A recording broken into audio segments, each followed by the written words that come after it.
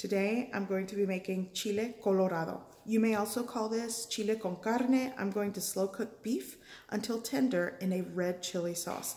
This is going to be good.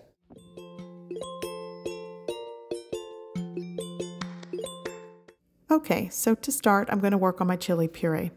Here I'm going to be using 1 pasilla chile, 1 ancho chile, and 5 guajillo chiles.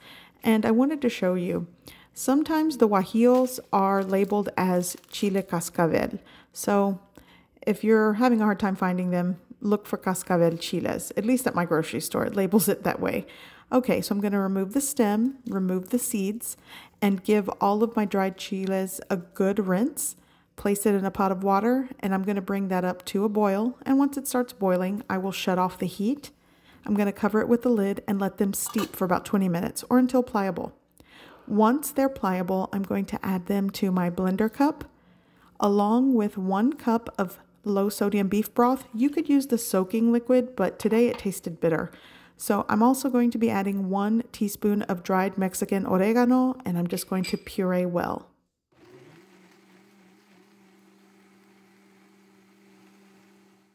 Once it's pureed well, you can set it aside, or you can also run it through a fine wire mesh strainer. But my Vitamix does a good job of pureeing, so I'm going to leave as is. I'm also going to be using 4 cups of beef broth, 2 dried bay leaves, 5 cloves of garlic that I chopped and minced, half of a small onion that I diced. I'm also going to use a teaspoon of cumin, onion powder, and garlic powder. So here I have around 2 to 2.5 pounds of beef chuck roast that I cut into bite-sized pieces. I'm adding 1 teaspoon of salt, a 1/4 teaspoon to a 1/2 teaspoon of black pepper. And in a preheated pot with 3 tablespoons of oil, I'm going to start browning and cooking the meat. And you want to make sure you're working with a high heat at this point. I'm going to add my onion, my garlic, and give that a good mix. And right now, you might be tempted to just add the chili puree and just continue the process, but I really want to get this browned and cooked. So I'm going to take my time with this step. I'm going to add my garlic powder, onion powder, and ground cumin. And the dry seasonings and spices, the ratios are up to you.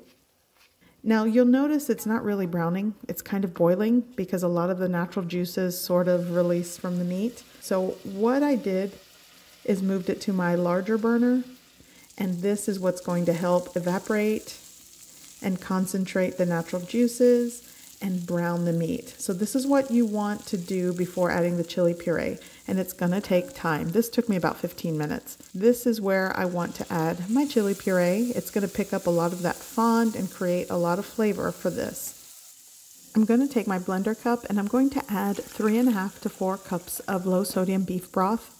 Give it a swirl to pick up any residual chili puree left in the blender cup and add it to the pot.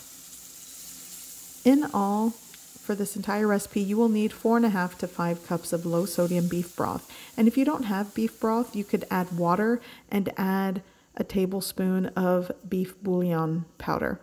I'm adding a pinch of salt. I'm going to go ahead and drop in the 2 dried bay leaves, give it a mix, and I'm going to bring to a simmer, a rapid simmer.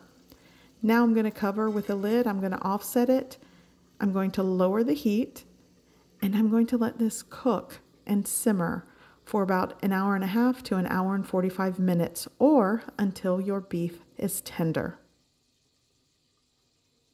I'm going to be serving this with some leftover charro beans that I had in my freezer. I'm just reheating those. I made a small pot of quick and easy Mexican style rice, and my husband and son made flour tortillas. Sure, they're misshapen, but they're good. So my meat should be done. And as you can see, it has reduced and thickened. This is just, it smells so good in my kitchen. It's ready to serve.